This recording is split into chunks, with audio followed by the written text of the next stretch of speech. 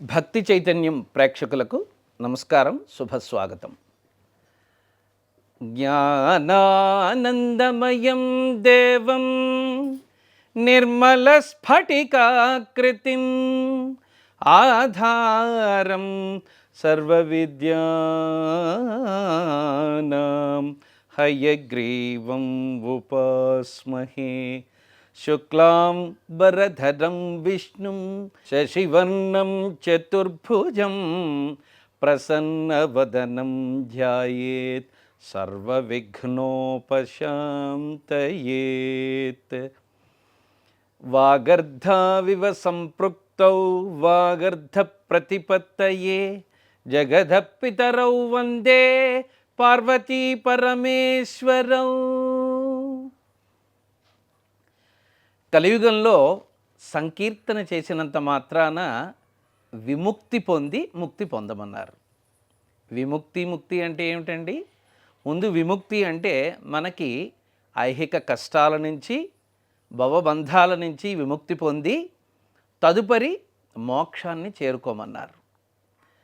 అయితే ఈ కలియుగంలో పచ్చి కలికాలం ఇది, అందులోనూ కాబట్టి ఈ కలియుగంలో విధి విధానం ఎలాగా, భక్తి ఎలా ప్రోధి చేసుకుంటాం మనం, అసలు భక్తి ఎలా ఉత్పన్నం అవుతుంది, భక్తి మనకి ఎలా కలుగుతుంది, ఈ విధానంపై మీకు చక్కటి వివరణ ఇచ్చే ప్రయత్నం చేస్తాను.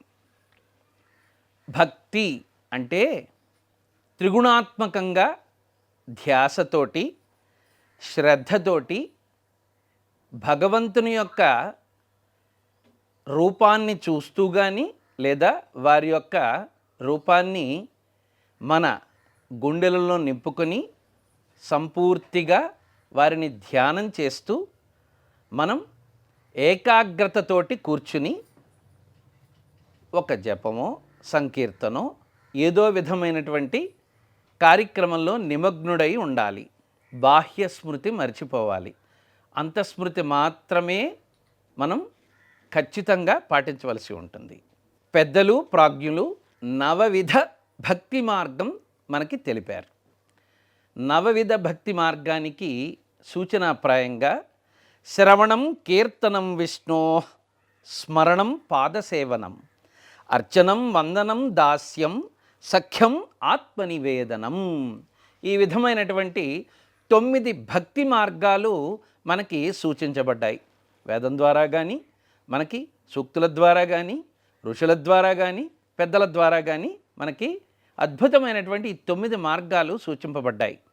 9లో ఏదో ఒకటి పట్టుకొని మనం సంపూర్ణమైనటువంటి విశ్వాసంతో భక్తి ఎలా వస్తుంది, సంపూర్ణమైనటువంటి విశ్వాసం ఉంటే కానీ భక్తి ప్రోధి చేసుకోదు. అసలు సంపూర్ణమైనటువంటి విశ్వాసంతో ముందుకు నడిస్తే త్రిగుణాత్మకమైనటువంటి ధ్యాసతోటి, ధ్యానంతో ముందుకు వెళ్ళాలి.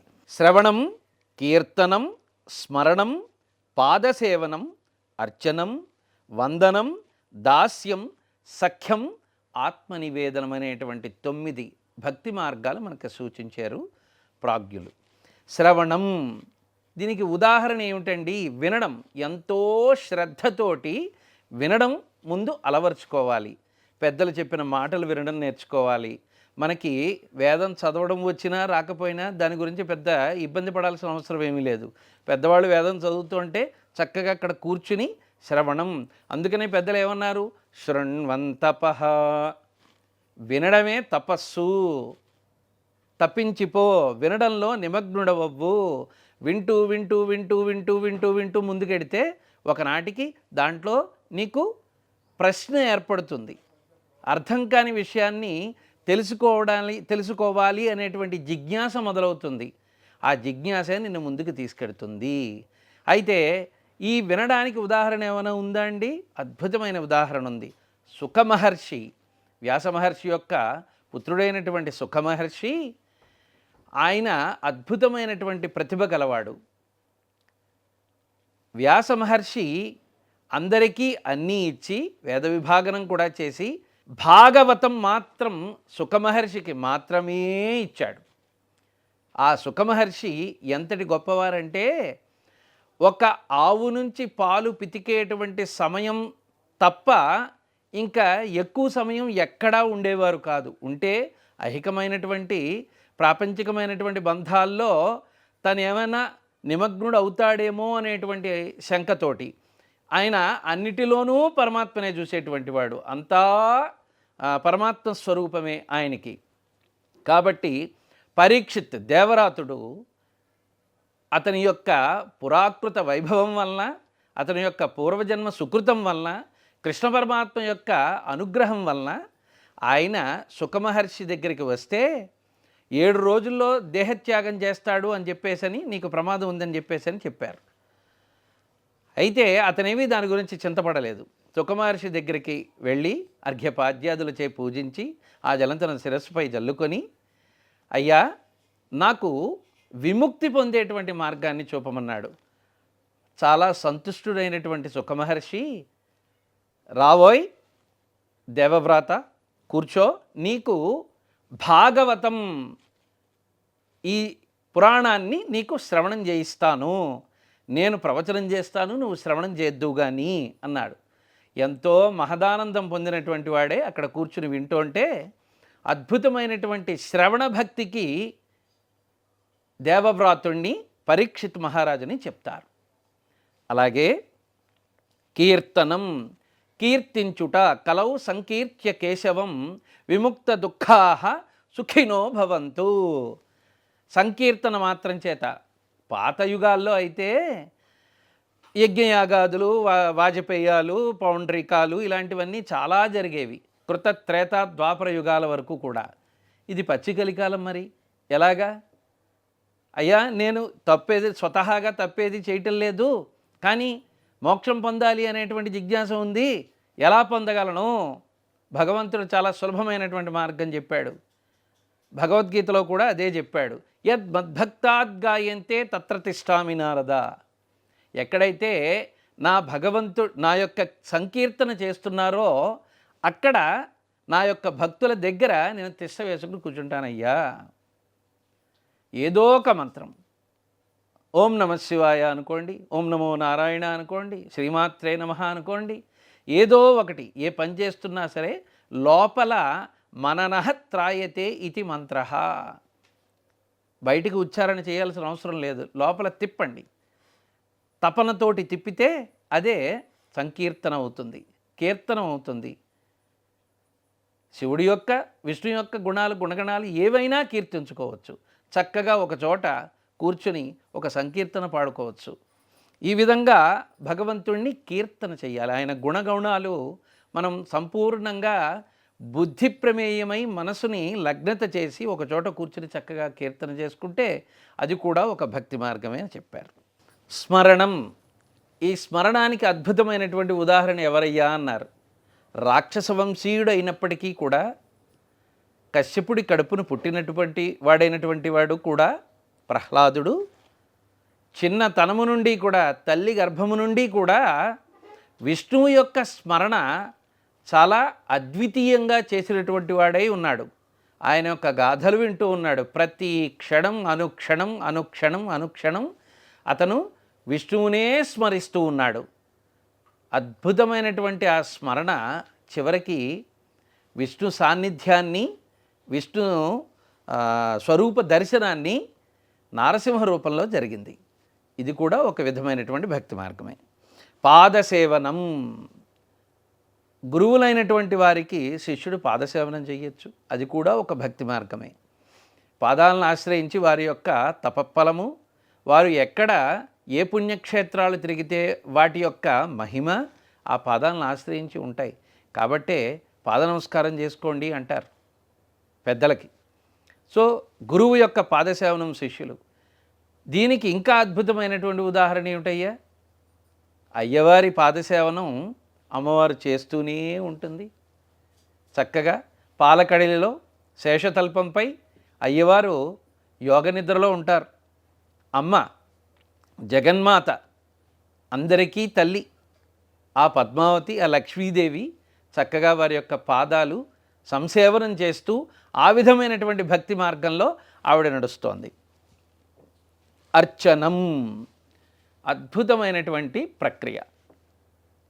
అయ్యా నాకు 4 శ్లోకాలు వచ్చు, పూజా విధానం వచ్చు, అర్చనం అంటే పూజ చేయటమే. అద్భుతంగా చక్కగా మనం అన్ని సంభారాలు సమకూర్చుకొని బుద్ధి మనసు శరీరము ఏకీకృతం చేసుకొని చక్కగా ఒక చోట కూర్చొని ఒక వ్రతమో నిత్య పూజాధికాలో నైమిత్తికమైనటువంటి రోజున ఒక విశేషమైనటువంటి పూజ చేసుకోవడము, ఒక సహస్రనామం చదువుకోవడము, సహస్రనామార్చన చేసుకోవడము, సహస్రలింగార్చన చేసుకోవడము, ఏదో ఒక ప్రక్రియ ద్వారా స్వామిని సగుణ పరబ్రహ్మమైనటువంటి ఆ శివుణ్ణో విష్ణుమూర్తినో కృష్ణుణ్ణో రాముణ్ణో ఎవరో ఒకరిని పూర్తిగా మనం సంభారాలతోటి అర్చన చేసి షోడశోపచార పూజ చేసుకోవడం, ఇది ఒక విధమైనటువంటి భక్తి మార్గం. పృథు మహారాజు చాలా అద్భుతమైనటువంటి అర్చన చేయడం ద్వారా ఆయనకి మంచి ఫలితాలు లభించాయి. వందనం, నమస్కరించుట, శ్రీకృష్ణుడికి బలరాముడికి అత్యంత వినయంతో అక్రూరుడు చేసినటువంటి వందన సమర్పణ మామూలుగా చేసేటువంటి దండం పెట్టడం కాదు. ఈ రోజుల్లో పెడుతూ ఉంటారు లేని దండం, వాడు ఎక్కడ మన ఇంటికి వచ్చేస్తాడో అని చెప్పి సగం అరదండాలు పెడుతూ ఉంటారు. అరదండాలు పెట్టుకుంటే చేతులకు అరదండాలు వేయించుకోవాలి. నమస్కారం అంటే చక్కగా ఇలా పెట్టాలి. సాష్టాంగ నమస్కారం చేశాడు ఎక్కడ ఉన్నా సరే, గురువులైన వారికైనా సరే రోడ్డు మీద కనిపించారనుకోండి ఉదాహరణకి, అక్కడ స్వర్ణదండంలా పడిపోవాలి అంతే. అక్కడ పక్కన ఏదో పేడ ఉందో ఇంకోటి ఉందో చూసుకోవడానికి వీలు లేదు. వందనం అంటే అంత అద్భుతంగా చేయాలి. అక్రూరుడు అంత పరాకాష్ఠ పరంగా శ్రీకృష్ణుడికి అత్యంత ప్రేమతోటి వందన సమర్పణం చేశాడు. అది కూడా ఒక రకమైనటువంటి భక్తి విధానం. దాస్యం చేయుట, దాస్యం అంటే ఇక్కడ బానిస అని అర్థం కాదు. ప్రేమపూర్వకంగా ఎంతో ఇష్టంతో అత్యంత ప్రేమతోటి అభిమానంతో వాత్సల్యంతో ఆంజనేయ స్వామి రాముడికి చేసినటువంటి సేవ మరొకరు ఎవ్వరూ చేయలేరు. వారి పాదాల దగ్గరే ఉండడం, అన్నీ ఆయన అనుజ్ఞ ప్రకారం రామనామస్మరణ చేస్తూ నిరంతరం ఆయనకి దాస్యం చేశాడు. అందుకనే దాసుడు హనుమంతు ప్రపంచ ప్రఖ్యాతి కాదు, లోకవిదితమయ్యాడు. అంత అద్భుతమైనటువంటి దాస్యం చేసినటువంటి ఆయనకి, నీకేమివ్వనయ్యా ప్రత్యుపకారంగా, నాకు ఇంత ఉపకారం చేశావు, చూచితి సీతన్ అని శతయోజన విస్తీర్ణమైనటువంటి లంకకెళ్ళి సీతామాతను చూసి ఆమె క్షేమంగా ఉందని తెలియపరిచి నాకు చెప్పావు కదా, నీకేమివ్వాలయ్యా అన్నారు. అప్పుడు కూడా ఆయన అత్యంత ప్రేమతోటి నమస్కారం చేస్తూ ఆయన పాదాల దగ్గరే ఉన్నాడు. ఆలింగన సౌఖ్యాన్ని ఇచ్చి ఇంతకు మించి నా దగ్గర నీకు ఇవ్వడానికి ఏమీ లేదయ్యా అన్నారు రాముల వారు. సఖ్యం, ఇదొక భక్తి మార్గం. సఖ్యం అంటే స్నేహితుడిగా భావించడం. కృష్ణార్జునులు నరనారాయణులు, వారికి అభేదం. అయినా అర్జునుడు ఎప్పుడూ కూడా కృష్ణ పరమాత్మని పరమాత్మ అనుకోలే, ఒక బావగా, ఒక స్నేహితుడిగా, అత్యంత ప్రేమ స్నేహం మితిమీరినటువంటి చిలోక్తులు, అలాగే వేళాకోళాలు కూడా చేశాం అని ఒకచో చెప్తాడు భాగవతంలో. భాగవతాంతర్గతంగా బావా అని పిలిచాను, నిన్ను చాలా వేళాకోళాలు చేశాను, నాకు నీకన్నా మించినటువంటి స్నేహితుడు ప్రపంచంలో దొరకడు బావా అని చెప్పి పరమాత్మని స్నేహితుడిగా సఖ్యంతో అనే భక్తితోటి ప్రేమతోటి ఆయన్ని పూర్తిగా అర్థం చేసుకోగలిగాడు. కాబట్టే అర్జునుడికే భగవద్గీత అంతా చెప్పడం జరిగింది. ఇది ఒక భక్తి మార్గం. ఆత్మనివేదనం, సర్వసమర్పణ, సర్వము తానై ఉన్నటువంటి అతనికి సర్వము సమర్పణ చేయటం. బలిచక్రవర్తి దీనికి అద్భుతమైనటువంటి ఉదాహరణ. బలిచక్రవర్తి సర్వం తానై పూర్తిగా విభునికి భగవంతుడికి సమర్పణ చేసుకున్నాడు. ఆ విధంగా తన యొక్క భక్తిని చాటుకున్నాడు. ఈ నవవిధములైనటువంటి భక్తుల ద్వారా మనం అత్యంత బహుభద్రంగా, చాలా ప్రేమపూర్వకంగా, నిశితంగా ఏదో ఒక మార్గాన్ని పట్టుకొని ముందుకు నడిస్తే మనకి పరమాత్మ తత్వం తెలుస్తుంది. పరమాత్మ బోధపడతాడు. ఏదో ఒక మార్గం, సులభమైన మార్గం పెట్టుకోండి. ఓ సంకీర్తనమో శ్రవణమో చక్కగా ఈ విధంగా ఎవరైనా పెద్దలు చెప్తున్నప్పుడు, మాబోటి వాళ్ళు మీకు పురాణ ప్రవచనం చేస్తున్నప్పుడు కూర్చుని చక్కగా వినండి, శ్రద్ధతోటి వినండి. బాహ్య స్మృతి మర్చిపోవాలి. ఇంకా వంటింట్లో పప్పు మాడిపోతుందనో, లేదా ఇనపరాకులు, ఇసరేకులు, లేదంటే మార్గశిర పిండం, ఇవన్నీ ఎప్పుడూ ఉండేవే. అవన్నీ మనల్ని గట్టెక్కించవు ఎప్పుడూ కూడా. భక్తి కుదురుకోవాలంటే మనకి అచంచలమైనటువంటి విశ్వాసం ఉండాలి. చక్కగా అక్కడ ఏకాగ్రతగా కూర్చుని వినాలి. అందువలనే మళ్ళీ చెబుతున్నా, శృణ్వన్ తపః, వినడము తపస్సు లాంటిది. వింటే చాలు బాగుపడిపోతాం అన్నారు. కాబట్టి ఈ 9 రకాలైనటువంటి భక్తి మార్గాల్లో ఏదో ఒకటి ఎంచుకుని చక్కగా ముందుకు పోవాలి. భక్తిలో కాస్త కుదురుకుంటే పూజ చెయ్యాలి మనం. మనకి భగవంతుడు ఆచారకాండ చెప్పాడు. అందుకనే ఆచార ప్రభవో విష్ణు. ఆచారం మనం ఏదైతే చేయాలని నిర్దిష్టమైనటువంటి కర్మలు వేదంలో చెప్పబడి ఉన్నాయో ఆ విధంగా ముందుకి మనం సాగాలి. ఖచ్చితంగా అలా చేసి తీరాలి. ఆచరణ చేసిన తరువాతే మనకి దాని యొక్క ఫలితాన్ని సంపూర్ణంగా ఎవరైనా ఇవ్వగలుగుతారు. పెద్దలు ఒక పని చెప్పారనుకోండి, అది చేసేయాలి. దీనివల్ల నాకేమొస్తుంది, ఏం జరుగుతుంది, నాకు ఏం మిగులుతుంది, నాకేంటి అనేటువంటి పంధా పక్కన పెట్టేసి పెద్దలు చెప్పిన నేపథ్యంలో చక్కగా పూజ చేసుకో నాయనా అని చెప్పారు. 16 రకాలైనటువంటి షోడశోపచార పూజ, షోడశ ఉపచారములు భగవంతుడికి మనం చేయాల్సిన అవసరం ఉంటుంది. భగవంతుడికే కాదండి, ఇక్కడ సూక్ష్మం చూడండి.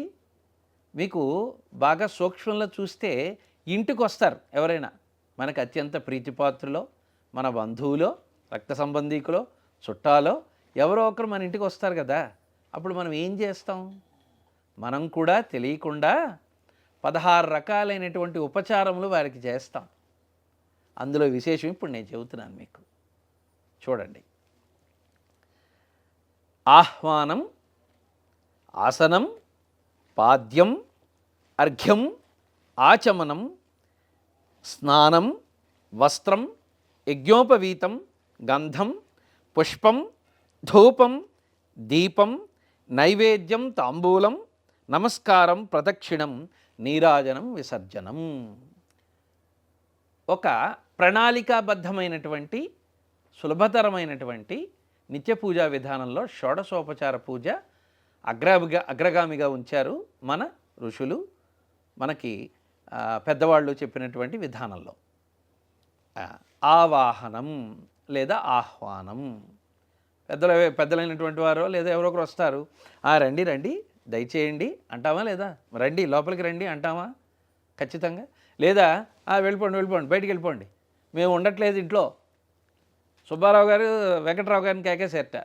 దీంట్లో ఏ ఒక్కరిని అదేంటిది పర్సనల్గా నేను ఉదాహరించట్లేదు సుమా, అది మీరు గుర్తుపెట్టుకోవాలి. మనోభావాలు ఈ మధ్య ప్రతి దానికి మనోభావాలు, ఆవాలు, జీలకర్ర, గసగసాలు దెబ్బతింటూనే ఉన్నాయి. మంచి మాట చెప్దామంటే మాబోటి వాళ్ళకి కాస్త ఆలోచించాల్సిన అవసరం వస్తుంది. మంచి మార్గంలో ఈ పచ్చికలికాలంలో మంచి మార్గం చెప్పకపోతే ముందుకు ఎలా పోతారు? ప్రత్యేకంగా యువత తెలుసుకుంటే ఈ విధమైనటువంటివి చాలా ముందుకి ఈ ప్రపంచాన్ని మంచి మార్గంలో తీసుకెళ్లేటువంటి సత్తా వాళ్ళకు ఉంది కనుక వాళ్ళే ఖచ్చితంగా తెలుసుకోవాలి. వాళ్ళే కాదు అందరూ తెలుసుకుంటే కూడా చాలా మంచిది ఇలాంటి విషయాలు. అర్థమైందా? అంతేగాని వాళ్ళెవరినో అనేసాం, వీళ్ళెవరినో అనేసాం, మాకేమీ ప్రత్యేక కక్షలు ఉండవు, వాళ్ళ ఆస్తులు మావి కాదు, మా ఆస్తులు వాళ్ళు పట్టుకోలేదు, అది గుర్తుపెట్టుకోవాలి అందరూ. క్షమింతురుగాక ఇలా చెప్పినందుకు. ఆహ్వానం, ఎవరో ఒక ఆయన ఎదురుపడ్డాడు, ఈయనకి ఆయన ఇంటికి రావడం ఇష్టం లేదు, మొహం ఇటు తిప్పుకునే మాట్లాడతాడు, అటు తిప్పడు అసలు, వాడిని చూడ్డు, వెళ్ళొస్తాను, ఎక్కడ వచ్చేస్తాడో, ఎక్కడ టిఫిన్ పెట్టేయాలో, ఎక్కడ భోజనం పెట్టేయాలో, రాత్రికి కూడా ఉండిపోతాడేమో, ఏసీ వేయాలేమో, ఇన్ని బాధలు వచ్చేసాయి ఈ పచ్చి కలికాలంలో. కాబట్టి ఆ విధంగా అనలేదు. మనకి ఎవ్వరు వచ్చినా ఆదరించమన్నారు. పంచమహాయజ్ఞాల్లో అది కూడా ఒకటి. అతిథి అభ్యాగత విష్ణు అని బుధ సూక్తి. వచ్చినవాడు విష్ణువుతో సమానంరా నాయన, నీకు ఏది ఉంటే అదే పెట్టు. నీకు ఇంట్లో ముక్కాలు పెట్టి ఉంది, దాని మీద కూర్చోబెట్టు. నీకు ఇంట్లో సింహాసనం ఉంది, భగవంతుడు ఇచ్చాడు, కలిగించాడు, దాని మీద కూర్చోబెట్టు అన్నారు. అలా ఆహ్వానం, లోపలికి దయచేయండి అని మనస్ఫూర్తిగా నువ్వు వారిని లోపలికి ప్రవేశింపజేయాలి. ఆసనం, వచ్చినవాడు నించోడుగా, 24 గంటలు నించుంటే ఏమిట్రా బాబు ఇలా పిలిచారు, ఇలా నించోబెట్టే ఉంచుతున్నారు ఏమిటి, ఏమిట్రా నాయన ఇక్కడికి వచ్చాను అనవసరంగా అనుకుంటాడు. అవి వచ్చినవాడు పరమాత్ముడే అవ్వచ్చు, అతిథే అవ్వచ్చు, రెండు సమన్వయం చేసుకోవాలి. సమన్వయ దృష్టితో చూడాలి. మనం వచ్చాక కూర్చోబెట్టాలిగా, వారికి ఒక ప్రదేశం ఇవ్వాలి కదా. ఇక్కడ కూర్చోండి అని చక్కగా ఓ మంచి ఆసనం, నీకు కలిగినటువంటి ఆసనం కూర్చోబెట్టి అక్కడ చూపించి కూర్చోబెట్టాలి. పాద్యం, చాలా చోట్ల చూస్తూ ఉంటాం మేము, చాలా చోట్లకి వెళుతూ ఉంటాం. అయితే చేసే క్రియకి చెప్పే మంత్రానికి ఏ విధమైన సంబంధం ఉండదు. ఓ చెంబెడు నీళ్ళు ఎత్తి పోసేస్తూ ఉంటారు. ఆయన కడుక్కోవాలా? అసలు పాద్యం అంటే ఏంటి, అర్ఘ్యం అంటే ఏంటి, ఆచమనం అంటే ఏంటి కాస్త తెలుసుకుని మాబోటి వాళ్ళు చెప్పినప్పుడు తద్వారా మీరు క్రియని సమన్వయం చేసుకుంటే ఆ మాటతోటి అర్థం తెలుసుకుని అప్పుడు పరమాత్మ సంప్రీతుడు అయిపోతాడు. మనం పోసే నీళ్ళు ఎక్కడి నుంచి వచ్చాయండి? పంచభూతాల్లో ఒకటి కాదు, పృథివీ వ్యాప తేజో వాయువు ఆకాశాత్తుల్లో ఒకటి కాదా? అది ఆయన ఇచ్చినవే మళ్ళీ ఆయనకి ఇస్తున్నాం. మెహర్బాణి, నీకు పుణ్యం కట్టడానికి ఆయన నీకు ప్రత్యేకంగా నీ ఇంటికి వచ్చాడు. అందుకనే అన్నమార్యులు ఏమన్నారు ఈ సందర్భంలో? ఒక్క సంకీర్తనే చాలు వద్దికై మమో రక్షోపగ తక్కినవీని బండారాన దచి ఉంచని. పూని నాచే పొగడించుకొంటివి, ఇది నా ప్రతిభ అనుకుంటున్నావా స్వామి? నీ ప్రతిభ ఇదంతా, నా చేత నాకు పుణ్యం అంటగట్టడానికి. అయ్యో అన్నమార్యుడు ఉన్నాడయ్యా, వాడు నన్ను చాలా అద్భుతంగా సంకీర్తన చేసాడు అని చెప్పడానికి లోకానికి నీవు నా చేత ప్రత్యేకంగా పూని పొగడించుకున్నావు. నువ్వు నా లోపల ఉన్నావు గనక బయటికి సంకీర్తన వచ్చింది, లేకపోతే నా ప్రతిభ ఏముందయ్యా, ఇదంతా నువ్వు ఇచ్చిన విభూతి అన్నాడు. అలాగా ఆయన ఇచ్చిన నీళ్ళు ఆయనకి ఇవ్వడానికి మనకి ఏమైనా అభ్యంతరమా చెప్పండి? కాబట్టి చక్కగా మంత్రము, అర్థము, సమన్వయము, క్రియా సమన్వయంతో మనం చాలా క్లారిటీగా చేసుకోవాలి. పాద్యం, నీరు. మనం బయట తిరిగి వస్తాం, బయట తిరిగి వచ్చినప్పుడు చక్కగా కాళ్ళు కడుక్కుని ఇంట్లోకి రమ్మంటారు, అవునా కదా? సో అలాగే చక్కగా వాళ్ళని ఆహ్వానించాం, కూర్చోమన్నాం, కాస్త కాళ్ళు కడుక్కోండి స్వామి అని కాళ్ళకి కడుక్కోవడానికి నీళ్ళు ఇచ్చాం. బడబడబడ పోసేయకూడదు, మనమే పోయాలి. చక్కగా మనం పాద సంసేవనం చేసామనుకోండి, పాదాలు కడిగామనుకోండి, చాలా అద్భుతం అని అర్థం. లేదా వారికి ఇచ్చి శుభ్రంగా కడుక్కునేంత వరకు వెయిట్ చేసి ఎన్ని నీళ్ళు కావాలంటే అన్ని నీళ్ళు ఇవ్వాలి. పాదాలు కడుక్కోవాలి, చక్కగా పాదాలను ఒత్తాలి. మనం ఒక పొడి బట్ట తీసుకొని శుభ్రంగా పాదాలు ఒత్తి అక్కడ కూర్చోమనాలి. అయ్యా చేతులు కడుక్కోండి. అర్ఘ్యం, చేతులు కడుక్కోవడానికి నీళ్ళు ఇస్తాం, శుభ్రంగా చేతులు కడుక్కుంటారు. మనం చేసేదే రోజు ఆ 16 భగవంతుడికి భక్తితోటి ప్రేమతోటి చేయమన్నారు. అలాగే వచ్చిన అతిథికి కూడా చేయమన్నారు, అది విషయం. అర్ఘ్యం చేతులు కడుక్కోవడానికి ఇచ్చారు, బాగుంది కదా.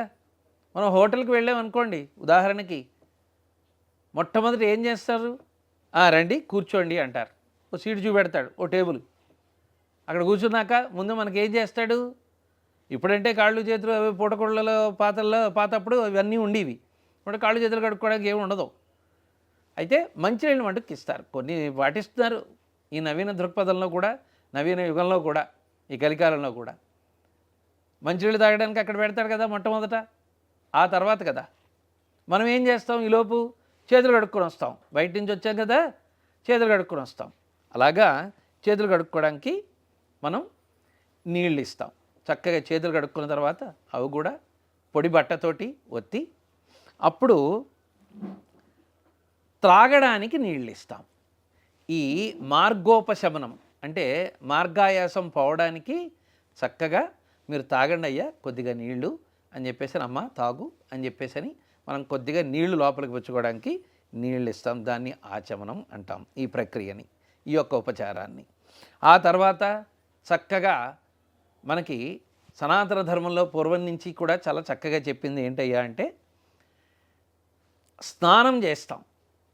ఎక్కడి నుంచో వచ్చాం కదా, బయట రకరకాలైనటువంటివి ఉంటాయి, అవన్నీ తొక్కి వచ్చాం, ప్రయాణం చేసి వచ్చాం. మార్గాయాసం పోవాలన్నా శరీర తాపం పోవాలన్నా స్నానం చెయ్యాలి. చక్కగా శుభ్రంగా స్నానం చేస్తాం. స్నానం చేశాక ఇది నిమజ్జనం లేదా స్నానం అంటాం ఈ ఉపచారాన్ని. స్నానం చేశాక కొత్త వస్త్రాలు ఇస్తాం. వస్త్రం, బట్టలు, అయ్యా ఈ బట్టలు ఉంచుకోండి, అయ్యా ఇవి కట్టుకోండి అని చెప్తాం. ఇది కూడా ఒక ఉపచారం, అద్భుతమైనటువంటి ఉపచారం. తర్వాత యజ్ఞోపవీతం ఇస్తాం. ఆ తర్వాత చక్కగా ఆయన ఒంటికి లేపనం చేసుకోవడానికి ఇప్పుడు పెర్ఫ్యూమ్స్ వాడుతున్నాం కదా మనం, బాడీ స్ప్రేలు వాడుతున్నాం కదా మనం, అనేకమైనటువంటి సౌందర్యోపకరణములు వాడుతున్నాం కదా మనం, ముఖాలకి అదేంటిది మేకప్లు, తర్వాత రకరకాలైనటువంటి లేపనాలు, రకరకాలైనటువంటి ఫ్రాలసెంట్లు అన్నీ వాడేస్తున్నాం. కానీ శరీరానికి చక్కగా అలదుకోవడానికి గంధాన్ని ఇస్తాం, గంధం ఇస్తాం. ఇది కూడా ఒక ఉపచారం. తర్వాత చక్కగా మంచి సువాసన వచ్చేటువంటి పువ్వులు అక్కడ ఇస్తాం. స్త్రీ పరివారానికి కానీ లేదంటే వారికి కానీ అక్కడ ఆయన ఉంచుకుంటారు చక్కగా. పుష్పం తర్వాత ఉన్న ఆయన కూర్చున్నటువంటి ప్రదేశం అంతా కూడా కంపు కొడుతుంది అనుకోండి, మనమే వెళ్ళలేం కదా, మనమే కూర్చోలేం కదా, బా ఏమిట్రా బాబు ఈ కంపు అంతా ఇక్కడ అనుకుంటాం. కాబట్టి చుట్టూరా చక్కగా మంచి సుగంధ పరిమళ ద్రవ్యాన్ని వెదచల్లుతాం. ఎప్పుడైతే ధూపం వెలిగిస్తామో ఆ పర్యావరణం అంతా కూడా, అక్కడ ఉన్నటువంటి ఆవరణ అంతా కూడా చాలా చక్కగా మంచి సువాసన లీనుతూ ఉంటుంది. తర్వాత దీపం అజ్ఞానాన్ని పోగొట్టడానికి, మన అజ్ఞానాన్ని పోగొట్టుకోవడానికి, చీకటిని తరమడానికి అద్భుతమైనటువంటి ఒక దీపాన్ని వెలిగిస్తాం. నైవేద్యం చక్కగా పిచ్చాపాటి మాట్లాడుకుంటాం. దాన్నే 108 నామాలో ఒక శ్లోకమో, నీకు తెలుసుంటే కాస్త ఆ రోజు టైం ఉంటే ఒక సహస్రార్చనో పువ్వులతోటి అంగపూజ చేస్తాం. తర్వాత ఈ సహస్రార్చన చేసుకుంటాం. సహస్రనామార్చన చేశాక అంటే అది మాట్లాడుకోవడం అనమాట. ఎలా ఉన్నారండి, మీ వాళ్ళంతా బాగున్నారా, మా వాళ్ళంతా కులాసాగా ఉన్నాం, మాకు చక్కగా పంటలు పండుతున్నాయి, మీకు ఎలా ఉన్నారు అయ్యా స్వామి. ఇక్కడ ఒక చిక్కు ప్రశ్న లాంటి ప్రశ్న వేస్తున్నాను నేను అందరికీ కూడా, మనందరికీ. మేం బాగుండాలి, అందరూ బాగుండాలి, అందులో మనం ఉండాలి, అందరూ బాగుండాలి, అందులో మనం ఉండాలని వెనకాల రాసేస్తారు కొటేషన్లు. అందరికీ ప్రతి కార్డులోనూ లేదంటే వాట్సాప్లో పెట్టేస్తున్నారు. అయ్యా నువ్వు బాగున్నావా, ఎంత కష్టపడుతున్నావయ్యా, నువ్వు బాగున్నావా, ఓ కృష్ణ పరమాత్మ, వేళకి తింటున్నావా, కాఫీ అది తాగుతున్నావా, ఐస్ క్రీమ్ తింటున్నావా, అలా ఏమి మరోలా అనుకోకండి. నవీన దృక్పథంలో మనం ఎవరినైనా ఇలా అడుగుతూ ఉంటాం కదా, అలా భగవంతుడిని ఏనాడైనా ఒక్కసారైనా అడిగేమా? నేను గుడ్డెలపై చేసుకుని చెప్పగలను, ప్రతిరోజు నేను అడుగుతా, ఖచ్చితంగా అడుగుతాను. ఎందువలన మనం తినేది ఇచ్చేది ఆయనే కదండి. ప్రతి చోట, ప్రతి విషయంలో, ప్రకృతిలోనూ, ప్రతి వస్తువులోనూ ఆయనే నిండి నిబిడీకృతమైపోయాడు, ద్విగుణంగా ప్రకాశిస్తున్నాడు. అలాంటిది ఒక్కసారైనా నాయనా నువ్వు తిన్నావా, కాఫీ తాగావా, ఇవే ఉపచారాలు, ఇవన్నీయే కుశల ప్రశ్నలు అన్నమాట. అవి సహస్రనామాలు. సహస్రం అంటే నిఘంటు ఏం చెప్తోంది, అనంతం అని చెప్తోంది, వెయ్యని కాదు. అయ్యా నీ గౌణములు అనంతాలు, నేను చెప్పలేను, పొగడ నా తరమా, చెప్పనా తరమా, నీకు పేరు పెట్టగలనా? నీ గౌణాన్ని సంస్మరణం ద్వారా నేను ముక్తిని పొందగలుగుతున్నాను కదా. కాబట్టి ఇదిగో ఈరోజు ఈ నామాలతోటి సరిపెట్టుకో, అలా అర్చన చేస్తాం, అలా వారితో మాట్లాడతాం. మమేకం అయిపోతే అక్కడ రాముడో కృష్ణుడో ఎవరో ఒకరు, విగ్రహం ఎందుకు అన్నారు. అయ్యా విగ్రహం దేనికి? నిగ్రహం ఉండడానికి. నీ యొక్క బుద్ధి, మనసు, శరీరము అక్కడే ఉండడానికి. కొన్నాళ్ళ తర్వాత ఇది నీకు ఇంకా విగ్రహంగానే భావించావనుకో, నువ్వు పండనట్టే లెక్క. నిగ్రహం కుదిరింది, విగ్రహం వల్ల మూర్తి అవుతుంది. రాయి కాదది, మూర్తి అయిపోతుంది. ఏమయ్యా కృష్ణ, ఈరోజు నేను కాస్త లేటుగా లేచాననుకో, పెద్దవాడిని అయిపోతున్నాను కదా. ఆ తులసిమాల నువ్వే తెచ్చుకోవచ్చుగా, ఆ దీపం చక్కగా వెలిగించవచ్చుగా నువ్వే.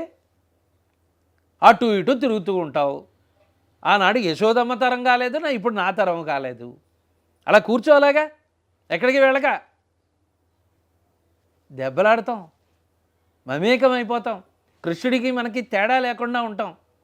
అప్పుడు మంత్రము, తంత్రము లేదా క్రియ ఇవన్నీ విహీనమైపోతాయి. పూజలో పరాకాష్ఠకి చేరిపోతాం, ఆయనతోటి మాట్లాడతాం. బయటికి చూసేవాళ్ళకి అదందరికీ కూడా పిచ్చివాడేమో అనుకుంటారు. కాదు. రామకృష్ణ పరమహంస రోజు ఉదయాన్నే లేచి మహానుభావుడు తల గోడకేసి కొట్టుకునేవాడట. మేనల్లుడు అడిగేవాట, ఏమేమో ఎందుకు కొట్టుకుంటున్నావు అని. అయ్యయ్యో, ప్రత్యాయాంతి గతాః పునర్న దివసా కాలో జగద్భక్షక కాలో హి దురతిక్రమ. అయ్యా, ఈరోజు మళ్ళీ సూర్యోదయం అయిపోయింది అంటే ఓ రోజు వెళ్ళిపోయినట్టే లెక్క. ఈరోజు కూడా అమ్మవారి దర్శనం కాలేదురా నాకు అన్నట్ట. ఒకానొక సందర్భంలో అమ్మ సాక్షాత్కారం లభించింది, పరమపురుషుడు అయ్యాడు ఆయన. ఆ పిచ్చి నాకెందుకు పట్టలేదని మేనల్లుడు ఆ రోజు నుంచి తిరగడం మొదలెట్టాడు. అలాగా ఆయనతో మాట్లాడుకుంటూ ఉంటాం. ఈ క్రియ ఇక్కడే ఉండిపోతుంది. ఒక్కొక్క స్థాయిలో కంచి పరమాచార్యులు వారు, నడిచే దేవుడైనటువంటి చంద్రశేఖర పరమాచార్యులు వారు పెరియవ ఆ ఉపచారం చేస్తూ అలా ఉండిపోయేవారు, అంతర్ముఖులైపోయేటటువంటి వారట. ఆ తర్వాత ఎప్పుడో బాహ్యస్మరణ వచ్చేది, అక్కడి నుంచి మళ్ళీ ఆయన కంటిన్యూ చేసేవారట. అలాగా ఆయనే చెప్పారు ఒక సందర్భంలో, 18 సెకన్లు కూడా ఈ కలికాలంలో 18 సెకన్లు నువ్వు నీ యొక్క దృష్టిని పూజామందిరంలో కేంద్రీకరించలేవు. అంత మహానుభావుడే, నడిచే దేవుడైనటువంటి సాక్షాత్ శంకర, కాలడి శంకరుడు మళ్ళీ వీరి రూపంలో మనకి నడిచే దేవుడుగా ప్రసిద్ధి చెందినటువంటి వారే అంతగా చెప్తే మనం బయటికాళ్ళం ఎంత చేయగలం చెప్పండి. సో ఇది ఆలోచించుకోవాలి. అయినా సరే లగ్నత కుదుర్చుకోవాలి, నిగ్రహాన్ని తెచ్చుకోవాలి, పూనిక చేసుకోవాలి. అప్పుడు అక్కడ కృష్ణుడే కనబడతాడు. సదా సమ్మోహనాయాస్తు పుంసామ్మోహన రూపాయ. పరమాత్ముడు ఎప్పుడూ కూడా అంత అద్భుతమైనటువంటి విగ్రహం, ఆయన మూర్తి కృష్ణుడు అని భావన చెయ్యాలి. వారికి ఈ ఇష్టాగోష్ఠి మాట్లాడిన తర్వాత, అయ్యా ఇదిగో ఈరోజు చక్కగా నివేదన ఇదే కుదిరింది, ఇది చేశాను, తినండి, ఆరగించండి అని ఆరగింపు చెయ్యాలి. ఓ గబగబగబా తినేయకండి అయ్యా, మధ్యలో కాస్త వెక్కిళ్ళు వస్తాయి, కొద్దిగా మంచినీళ్ళు తాగండి అని మధ్య మధ్య పానీయం ఇవ్వాలి. మనం ఏది చేసుకుంటే అదే. ఈ సందర్భంలో అన్నమాచార్యులు వారు ఏమన్నారు? నిత్య పూజలు ఇవివో నేరిచిననోహో ప్రత్యక్షమైనట్టి పరమాత్మునికి. నా ఎదురుకుండా ఉన్నావు, నా లోపల ఉన్నావు, ప్రత్యక్షమైనటువంటి పరమాత్మకి ఎలాంటి పూజలు చేశాను, ఎలాంటి పూజలు నేర్చుకోవాలి, నేను నేర్చుకున్నాను అని మనకి మార్గనిర్దేశం చేశారంటే, తనువే గుడియట తలయే శిఖరమట పెనుహృదయమే హరిపీఠమట కనుగొన చూపులే ఘనదీపములట తన లోపలి అంతర్యామికిని. నేను తినగలిగేది నేను ఈరోజు నాకు సమకూరినటువంటి నీ దయ ద్వారా సమకూరినటువంటిదే నీకు నైవేద్యంగా పెడుతున్నానయ్యా అని చెప్పి వారికి భక్తితోటి సమర్పణ చెయ్యాలి. మధ్య మధ్యలో ఎందుకండి అంత కంగారు, చక్కగా అందరిళ్ళకి వెళ్ళాలండి, కొద్దిగా నెమ్మదిగా తినండి, కొంచెం మంచినీళ్ళు తాగండి అని చెప్పి నైవేద్యం పెట్టాలి. ఇది కూడా ఒక ఉపచారమే. మనకు అత్యంత ప్రీతిపాత్రులైనటువంటి వాళ్ళు, మన అబ్బాయో లేదంటే విదేశాల్లో ఉన్నటువంటి మన అబ్బాయి వచ్చాడు అక్కడికి, ఏం తిన్నావో ఏమిట్రా ఇలా చిక్కిపోయో, ఇదిగో ఈ సున్నుండలు చేయను అమ్మ చేసింది, ఈ జంతికలు తిను, ఇదిగో పులిహోర చేసిందిరా నీ గురించి, ఏదో చక్కెర పొంగల్ చేసి తిను, నెమ్మదిగా తిను, ఇదేంట్రా ఏం కంగారురా, 10 రోజులు ఉంటానన్నావుగా, మంచిలు తాగు మధ్యలో, నిదానం నిదానం అంటావా లేదా? అలాగే పరమాత్మకు కూడా చెయ్యాలి ఉపచారము.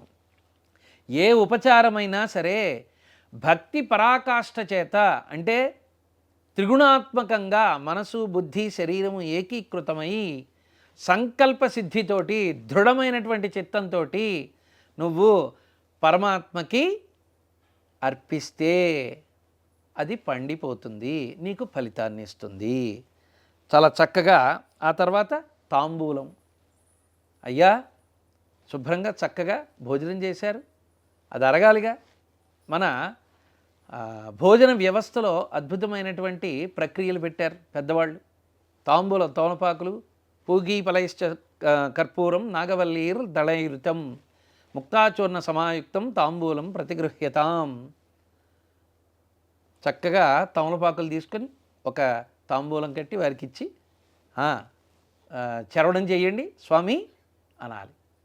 ఆ తర్వాత నిత్య పూజ అంతా కూడా చక్కగా ఈ 16 ఉపచారాలు చేశాంగా, వారికి కనురాపు తగలకుండా, అయ్యో నాకే దృష్టి దోషం వస్తుందేమో, నాకే కనురాపు తగులుతోంది అని చెప్పి చక్కగా నీరాజనం ఇస్తాం.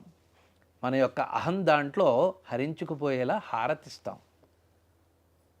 హారతి విధానం కూడా ఎక్కడెక్కడ ఎన్నిసార్లు ఇవ్వాలి అనేటువంటిది తర్వాత ఎపిసోడ్స్లో మనం చెప్పుకుందాం, ప్రత్యేకంగా ఒకరోజు హారతి గురించి.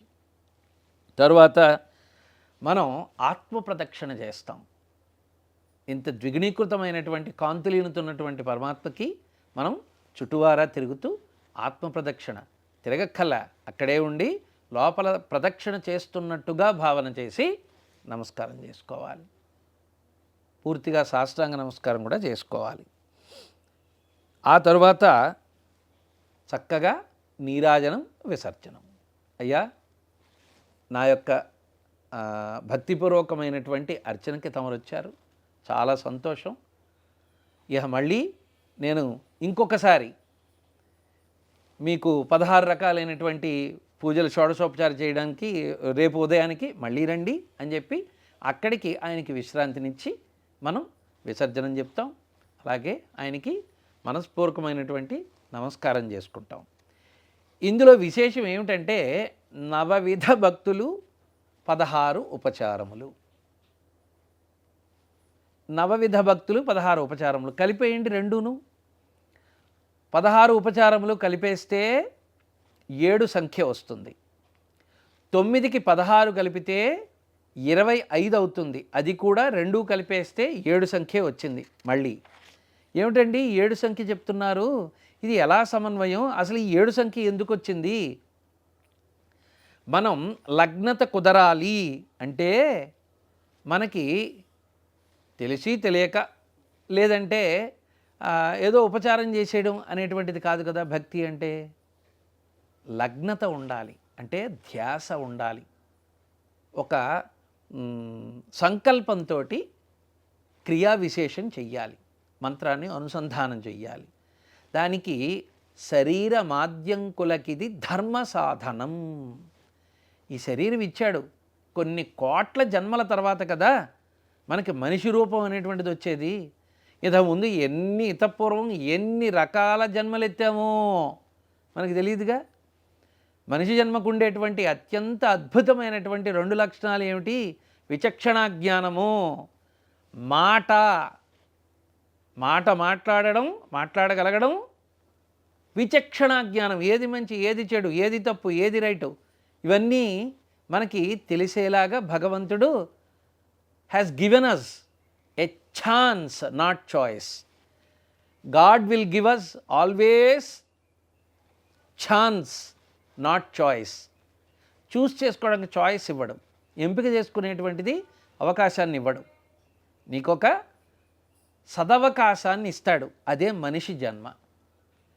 ఒక మనిషి జన్మగా ఉండి ఈ ఉపాధిలో ఉండి నువ్వు వెంకటేశ్వర స్వామి గుడికి వెళ్ళి శనివారం ఒక కొబ్బరికాయ కొట్టగలవు, గురువారం ఆంజనేయ స్వామి గుడికి వెళ్ళి 4 ప్రదక్షిణాలు చేయగలవు,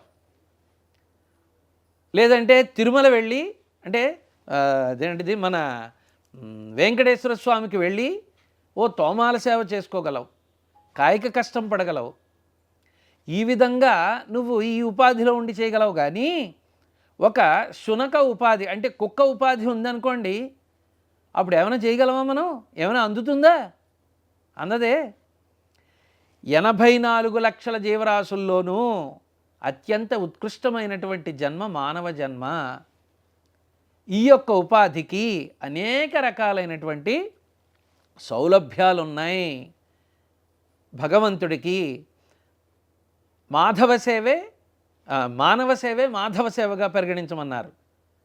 ఒక బీదవాడికి ఓ రోజు అన్నం పెట్టండి, పరమాత్మకి షడ్రసోపేతమైనటువంటి దివ్య భోజనం పెట్టినట్టే లెక్క కదా. సో కాబట్టి మళ్ళీ ఈ పాయింట్ దగ్గరికి రండి. శరీరము మనకి అద్భుతమైన ఉపాధి ఇచ్చాడు కదా, మనిషి జన్మ ఇచ్చాడు కదా.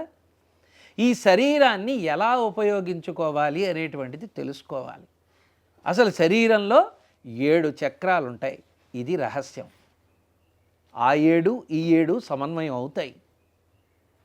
మనసు బుద్ధి శరీరము ఏకీకృతమై కాన్సన్ట్రేషన్ అంటే ఏకాగ్రత కుదరాలి అంటే ఈ చక్రాలన్నీ క్లెన్సిఫై కావాలి. అంటే శుభ్రమైపోతూ ఉండాలి ఎప్పుడూ కూడా. ఎలా?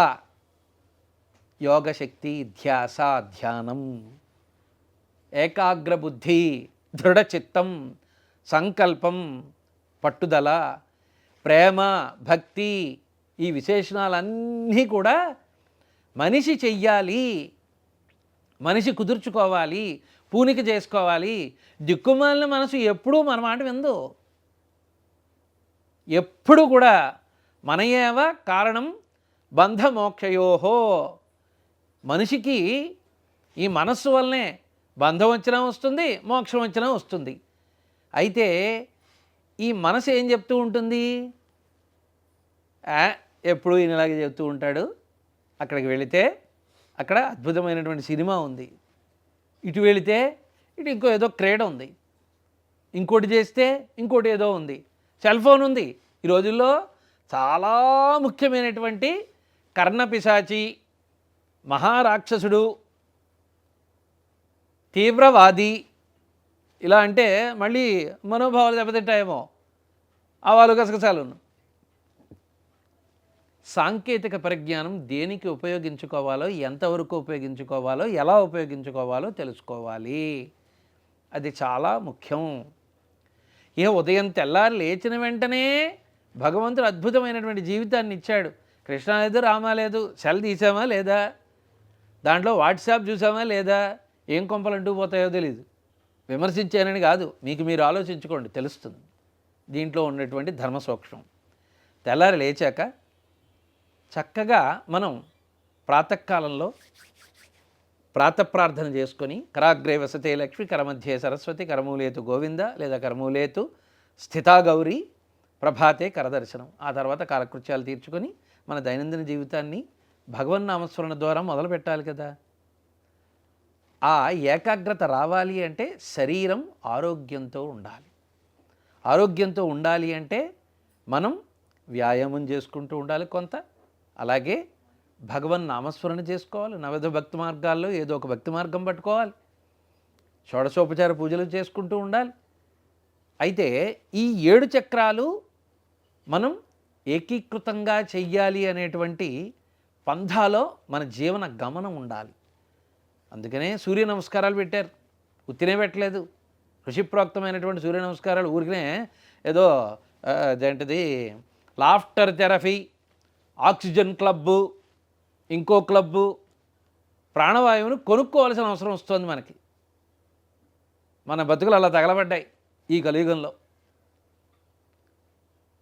శ్వాస మీద ధ్యాస లేనేలేదు. ఆశ మటుకుంది, ప్రతి జీవికి ఉండాలి, అది కూడా పరిమితులు ఉన్నాయి. అయితే 7 చక్రాలు ఏమిటి? మూలాధార చక్రం ఒకటవది.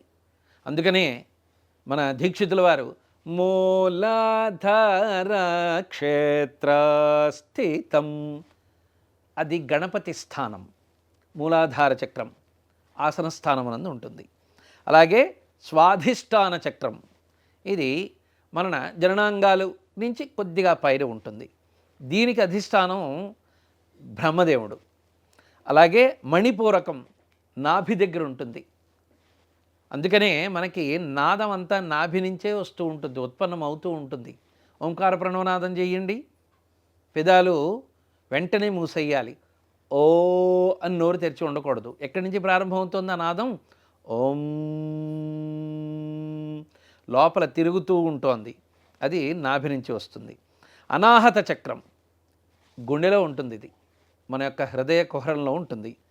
దీనికి మన శివపరమాత్మ, అందుకనే గుండె కొట్టుకున్నంతసేపు శివా, ఆ గుడిపోయి తలకట్టు వచ్చిందనుకోండి శవా, అయిపోయింది పని. గుండె ఆడటం లేదుగా, గుండె ఆడకపోతే ఇంకేమైనా ఉంటుందా? ఇంజిన్ కదలకపోతే కారు నడుస్తుందా? నడవదే. అకస్మాత్తుగా ఇంజిన్ ఆగిపోయింది అనుకోండి ఎలా? సో దానికి అధిష్టానం శివుడు. మణిపూరకానికి అధిష్టానం విష్ణుమూర్తి. విశుద్ధ చక్రం ఇది గొంతులో ఉంటుంది. అందుకనే ఎలుగెత్తి నారాయణ సంస్మరణం చేయమన్నారు. పాటే రాదని ప్రజలు నగుదూరని, గాత్ర శుద్ధియే కమ్మగలేదని, పాటకు సరియగు తాళము లేదని, భయము బిడియము బాధవలదురా. ఏమన్నారు? నోరార నారాయణాయనర, నీ మనసార బుద్ధి మనసుతోటి కలిపి హరిస్మరణ చేయరా. నోరార నారాయణాయనర, గొంతెత్తి అరిచి ఎంతో గట్టిగా అరవడం, అంటే అని అరవడం కాదు, నారాయణ గట్టిగా స్మరణ చేయమన్నారు. నలుగురికి వినిపించేలా స్మరణ చేయమన్నారు.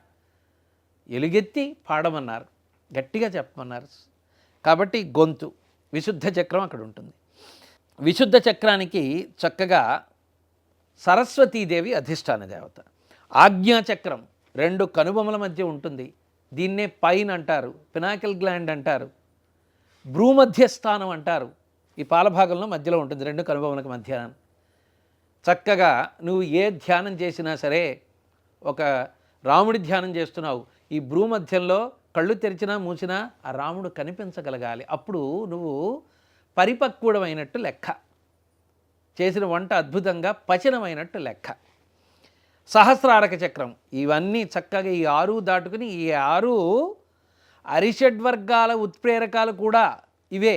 ఇవి సరిగ్గా పనిచేయకపోతే కామక్రోధ లోభ మోహ మదమాశ్చర్యాలు పెచ్చరిల్లుతూ ఉంటాయి. వీటిని ఆయా స్థానాల్లో ఉంటూ చక్కగా పనిచేసేలాగా మనం దైనందిన జీవితంలో దానికి తగినటువంటి వ్యాయామము, ఆహార వ్యవహారాలు చక్కగా చేయమన్నారు. అప్పుడు సహస్రారక పూరక చక్రం తలపైన బ్రహ్మరంధ్రం, అదే సహస్రారక పూరక చక్రం. భక్తిలో లేదా ధ్యానంలో పరాకాష్ఠకు చేరుకోవడం అంటే సహస్రారక పూరక చక్రాన్ని ఓపెన్ చేసి క్షణమాత్రంలో భగవంతుడితోటి మాటామంతి చెప్పేసి ఆయన్ని కలుసుకుని ఆయనకు హాయ్ బాయ్ కూడా చెప్పి మళ్ళీ లోపలికి వచ్చి కూర్చోవడం. ఇది కూడా చేయగలిగేది పరమాత్మే చేయిస్తాడు. మన గొప్ప ఏమీ లేదు దీంట్లో. ఆయన తలుచుకుంటే అది జరుగుతుంది. అందుకనే పెద్దవాళ్ళు ఏదైనా ఒక్క చిన్న మరుపు వచ్చింది అనగానే ఇక్కడ ఇలా అనుకుని గుర్తొచ్చింది అంటూ ఉంటారు చూసారా, అదే దీనికి కారణం. ఈ సహస్రారక పూరక చక్రం ఇక్కడ. అందుకని దీన్ని బ్రహ్మరంధ్రం అంటారు. చిన్నప్పుడు తల్లులు చక్కగా అది పసుపుతోటి మాడు మూసి ఉంచుతారు. అలాగే జీలకర్ర బెల్లం గృహస్థుడు కాబోయే ముందు చూడ్కులు మరియు జీలకర్ర బెల్లం ఇక్కడ పెడతారు. అది దానికి సైంటిఫిక్ రీజన్ కూడా ఉంది. ఇది తర్వాత ఎపిసోడ్లో చెప్పుకుందాం మనం పూర్తిగా. కళ్యాణ క్రతువులో అంతర్గతంగా చెప్పుకుందాం అది. సో కాబట్టి సహస్రారక పూరక చక్రం ధ్యానము, కుండలిని శక్తి ఉద్భవం, అవి కూడా మనం తర్వాతి భాగాల్లో చెప్పుకుందాం. అసలు కుండలిని శక్తి అంటే ఏమిటి, ఆ వెన్నుపాములోంచి ఎలాగా అనేటువంటిది మనం చెప్పుకుందాం తర్వాత.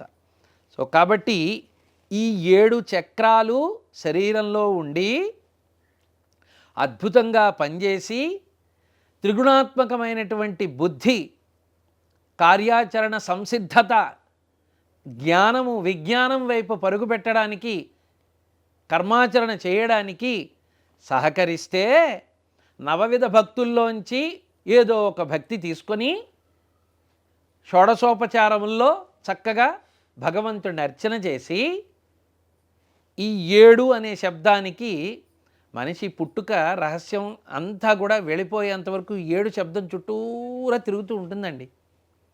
ఓ విషయం చెప్తే మీకు, పుట్టిన వెంటనే ఏం చేస్తాం? ఏడుస్తాం. ఏడవలేదనుకోండి ఏడుస్తూ పుడతాం. ఏడవలేదనుకోండి అయ్యో బిడ్డ ఏడవట్లేదమ్మా అని చాలా కంగారు పడతారు, మిగతా వాళ్ళు ఏడుస్తారు. మనం ఏడుస్తూ పుడితే నవ్వుతారు, ఓ నాకు పుత్రుడు కలిగాడు లేదంటే పుత్రిక కలిగింది అని వాళ్ళు సంతోషపడతారు. ఆ ఏడుపులో ఉంది 7, ఇక్కడ ఏడుపులో ఉంది 7. మనిషి జీవితం అంతా 7 సంఖ్యలోనే ఉంది. 7 చుట్టూరా తిరుగుతూ ఉంటుంది. ఈ శివ 7 చుట్టూరా తిరుగుతూ ఉంటారు. శివ అంటే శరీరము, లోపల భగవంతుడు ఉన్నాడు అని అర్థం, పార్థివ శరీరం కాదు. ఎందువలన 7 రోజులే మనిషి బ్రతికేది. నువ్వు ఎన్నాళ్ళు బ్రతుకుతున్నావంటే, నీకు ఎన్నేళ్ళు వచ్చాయా అంటే ఎవరైనా సరే 68, 24, 16, 30, 43 అయినా ఆధార్ కార్డు చెబుతున్నా 30 అంటాడు. 7 ఎలాగా? ఆది సోమ మంగళ బుధ గురు శుక్ర. 7వది చెప్పండి, శని. ఆది సోమ మంగళ బుధ గురు శుక్ర శని. ఆది సోమ మంగళ బుధ గురు శుక్ర శని. ఎన్ని నెలలు మారండి, ఎన్ని ఋతువులు మార్చండి, ఎన్ని మాసాలు మారండి, ఎన్ని పౌర్ణములు వెళ్ళిపోనివ్వండి, ఎన్ని అమావాస్యలు రానివ్వండి, మీకు ఈ 7 రోజుల చుట్టూరానే తిరుగుతూ ఉంటుంది కాలం అంతా కూడా. మనిషి జీవితం కూడా అంతే. ఓ బాలసుబ్రహ్మణ్యేశ్వర శర్మ వచ్చాడు కదా అని చెప్పేసని ఇంకో 8వ వారం ఏమీ పుట్టదుగా, 8వ రోజు ఏమీ లేదుగా. 7 చుట్టూరానే చక్కగా తిరుగుతూ ఉంటుంది. కాబట్టి ఈ 7 చక్రాలు శుద్ధత చేసుకొని, పెద్దలు చెప్పిన మాటలు విని, మాబోటిగాడు సూచించినటువంటి ఏదో ఒక సూచన పట్టుకొని, అనేకమైనటువంటి భక్తి మార్గాల్లో 9 శ్రేష్టమైనటువంటి భక్తి మార్గాల్లో ఏదో ఒక భక్తి మార్గం ఎంచుకొని చక్కగా దైవాన్ని స్మరణ ద్వారానో, ఇంకో ద్వారానో, పూజ ద్వారానో, కాయిక కష్టం ద్వారానో, దాన క్రియాది కర్మల ద్వారానో భగవతత్వాన్ని తెలుసుకొని చక్కటి అద్భుతమైన ఫలితాన్ని, ఐహిక సుఖాన్ని, ఆముష్మికమైనటువంటి అలౌకికమైనటువంటి ఆనందాన్ని పొందాలని కోరుకుంటూ ఈ శీర్షికలో ఈ భాగం అక్కడ నేను సమాప్తం చేస్తున్నాను. మరి యొక్క భాగంలో మళ్ళీ కలుసుకుందాం. భక్తి చైతన్యం ప్రేక్షకులకు మరి ఒక్కసారి నా శుభాకాంక్షలు తెలియజేస్తూ మీ బ్రహ్మశ్రీ బాలసుబ్రహ్మణ్యేశ్వర శర్మ, ఏడిద.